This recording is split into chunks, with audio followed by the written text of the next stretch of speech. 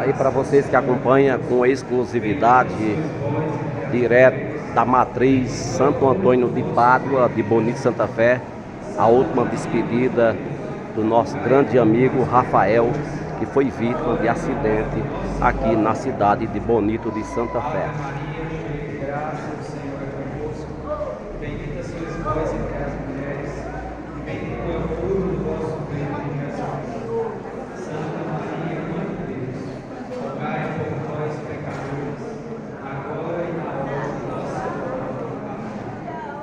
Amém. Vamos tomando nossos lugares, para a gente dar início à nossa celebração e ao final como nosso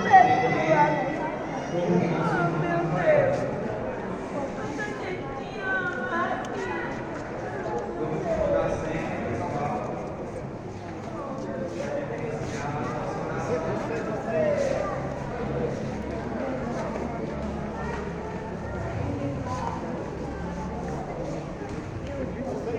pessoal, vamos sair para poder o celebrar no salão, vamos se sentar, vai lá e